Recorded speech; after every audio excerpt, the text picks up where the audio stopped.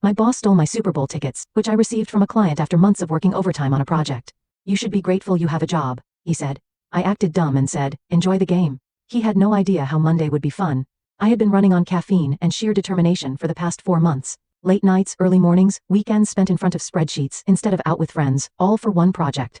An account so massive it could redefine my entire career. And finally, it was done. The client was thrilled. The presentation had been flawless, and the contract was signed. But the best part? The reward. I sat at my desk rereading the email for what must have been the 10th time. Evelyn, you went above and beyond. Consider these a personal thank you. Enjoy the game. Attached was the confirmation. 2 Super Bowl tickets, 40-yard line, front row experience. My heart pounded. I had never been to a Super Bowl before. And as a lifelong football fan, this was beyond a dream come true. My hands shook as I printed the email, double-checking the details. The client had sent the tickets directly to my boss, Robert Faulkner, the senior partner at my firm. It made sense. He handled the logistics for client gifts. I imagined the moment. He'd walk into my office, flash that rare smile of approval, and hand them over with a well-earned Evelyn.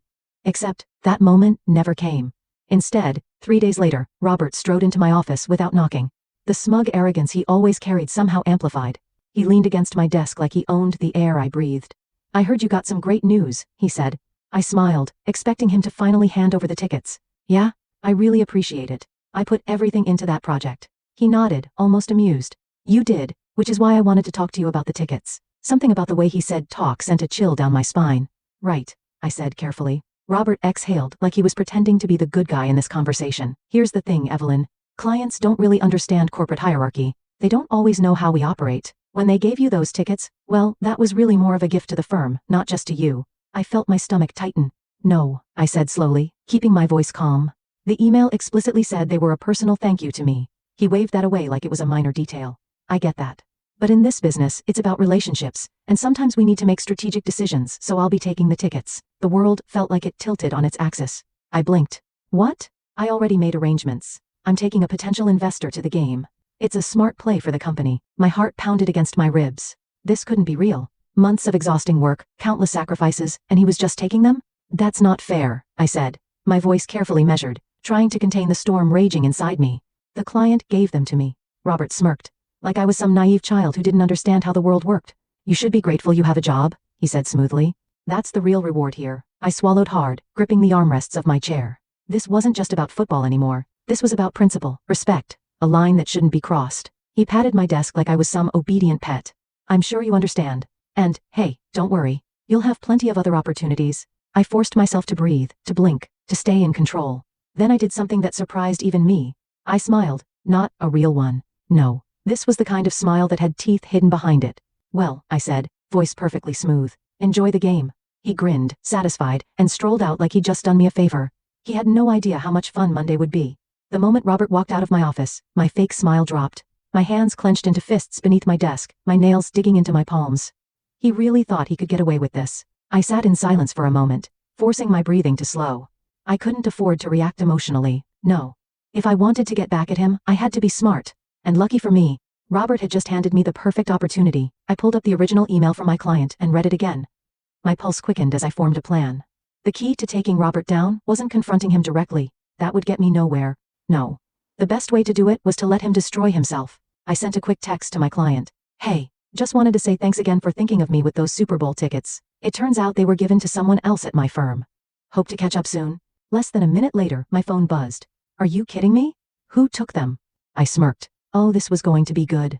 I played dumb. Not sure, honestly. I just know I never got them. No big deal though. No big deal? Those were meant for you.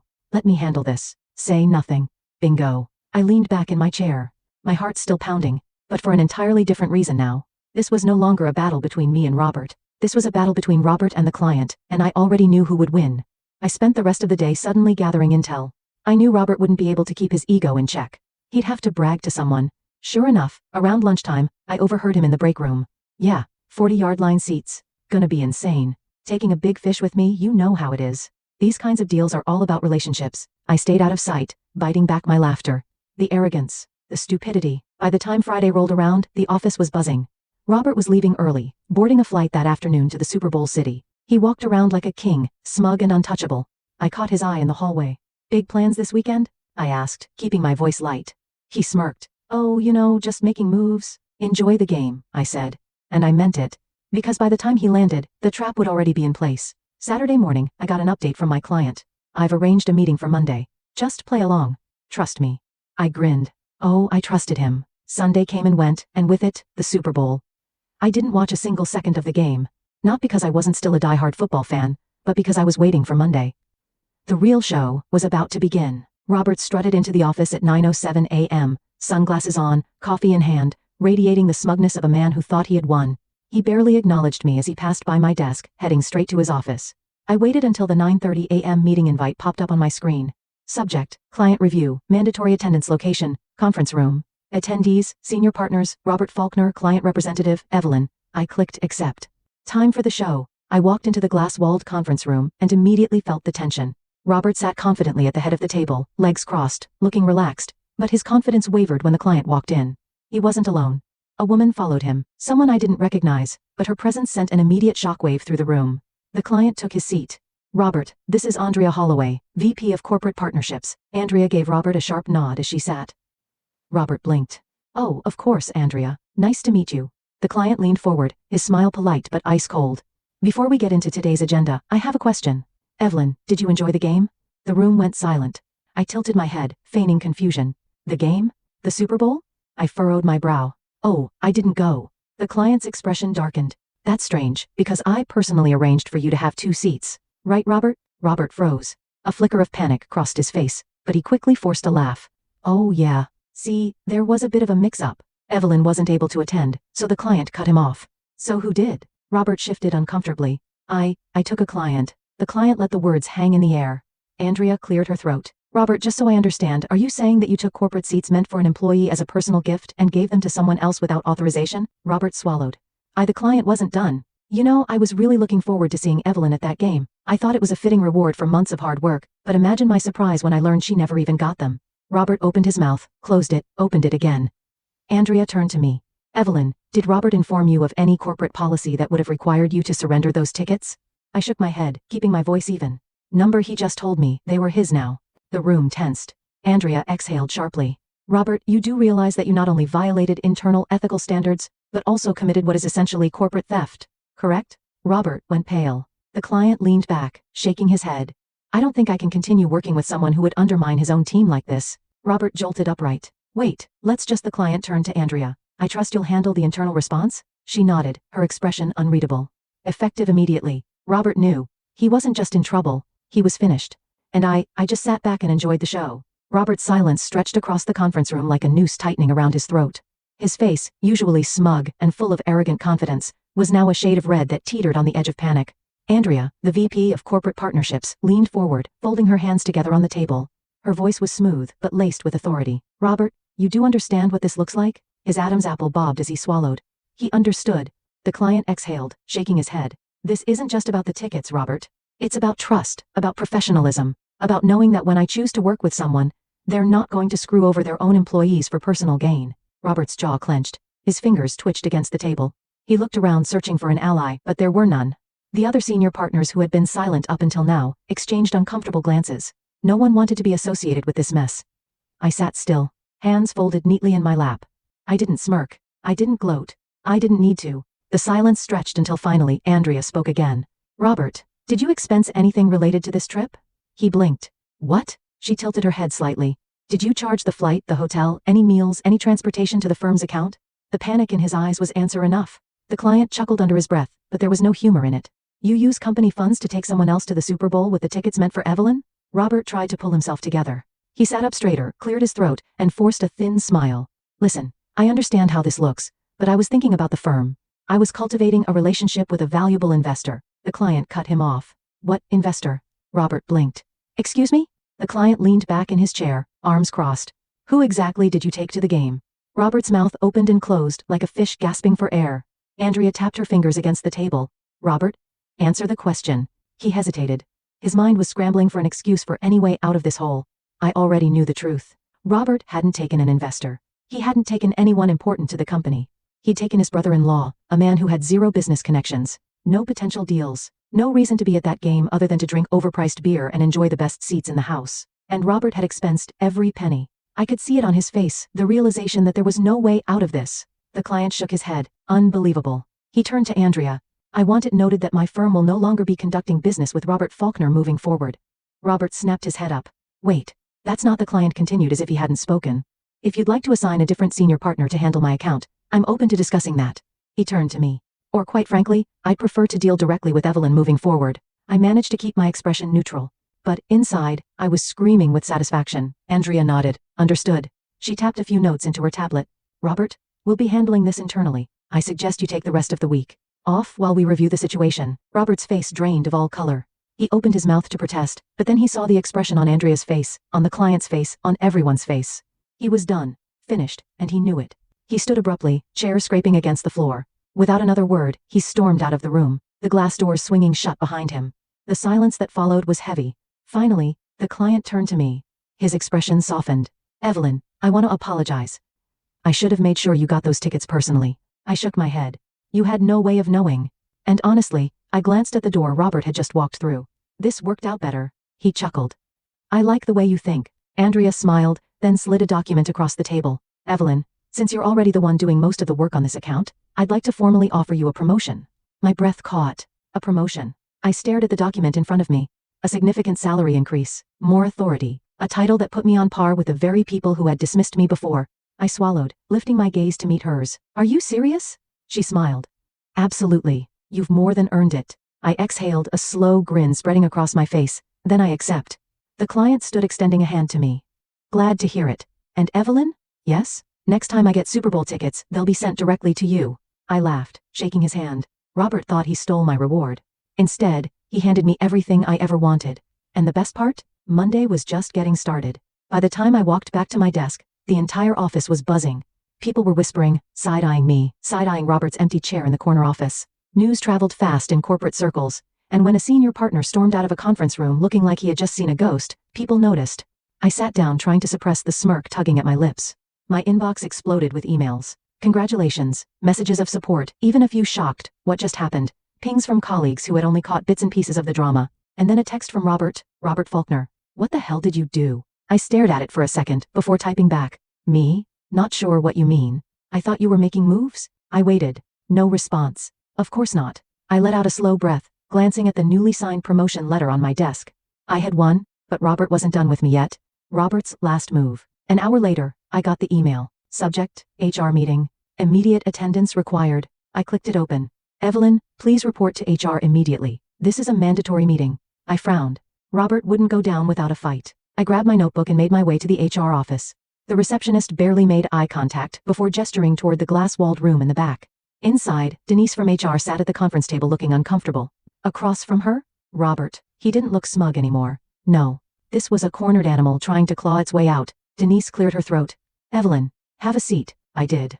Robert leaned forward, fake concern dripping from his voice. Evelyn, I really hoped we wouldn't have to do this, but I need to bring up a very serious issue. I raised an eyebrow. Which is? He sighed dramatically. The firm has been reviewing some of your recent communications, and we have reason to believe you violated corporate confidentiality by discussing internal business matters with an external client. I blinked. Oh, this was the play. Denise glanced at me, then at Robert. Robert brought this concern to us this morning. Of course he did. He was trying to flip the narrative, trying to paint me as the problem so he could salvage his career. I tilted my head. And what specific confidential business matters are we talking about? Robert folded his hands on the table. The emails you sent regarding the Super Bowl tickets, that was an internal issue, Evelyn, and you took it directly to a client. I let out a small disbelieving laugh. Right. So you're saying that a gift meant for me personally, which was then stolen, is now considered an internal business matter? Denise flinched at the word stolen. Robert's jaw twitched. I wouldn't call it stolen. I cut him off. Really? Because the client did in front of everyone. Silence. I leaned back. This isn't about confidentiality. This is about you getting caught. And now you're throwing a tantrum because there were consequences. Denise let out a careful breath. Robert, I understand your concern, but after reviewing the situation, I don't see any actual policy violation on Evelyn's part. His head snapped toward her. Excuse me? She glanced down at her notes. The client was the original sender of the gift. He had the right to ask about it. Evelyn did not disclose private company strategy, financials, or trade secrets, only the status of something that was personally hers. Robert's face darkened. So that's it? You're just going to let her get away with? Denise straightened in her chair. Robert, let's be clear. You're the one under investigation, not Evelyn. The words hit him like a slap. He started, but Denise cut him off. The expense reports are being reviewed. The client has formally withdrawn their partnership with you. And now, after everything, you're trying to retaliate against an employee who was just promoted by the company? Robert had nothing left, nothing to say, nothing to fight with. He had lost. Denise sighed, standing. Robert, I need you to leave the room. Evelyn, you're free to go. I gathered my things, not even looking at him as I stood and walked out. By the time I got back to my desk, an email had gone out. Effective immediately, Robert Faulkner is no longer with the firm. We wish him the best in his future endeavors. I read it twice just to be sure. And then for the first time all day, I let myself smile. Robert was gone, and I had won. But the best part, this wasn't just a victory for me. It was a warning to every other arrogant, entitled boss out there. Never underestimate the people you think are beneath you. They just might be the ones to bring you down. The office was strangely quiet after Robert's abrupt departure. Oh, people were talking. Whispers in the hallways, stolen glances in the break room, but no one dared to say anything out loud. The weight of what had just happened was too big.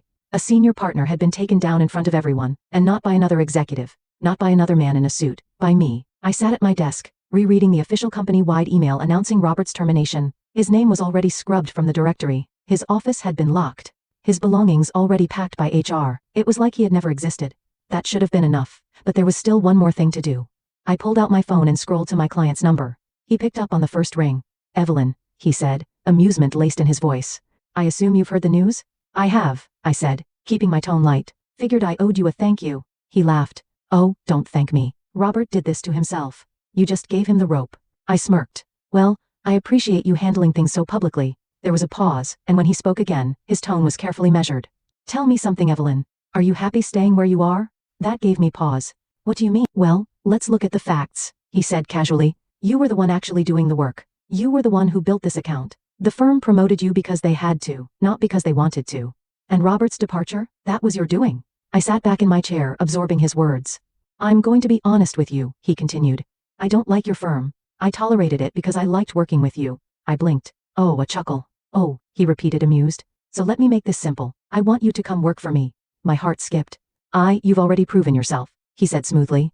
You're sharp, strategic, and you don't let people walk all over you. That's exactly the kind of person I want leading my business strategy team. And, of course, he let the silence stretch. I'll double whatever your firm is paying you. I nearly dropped my phone. Double. Not a small raise. Not a slight bump. Double my salary. I swallowed. That's a big offer. He chuckled. It is, and it's only fair. I hesitated. This was happening too fast. I had just gotten one promotion. Was I really about to throw it away?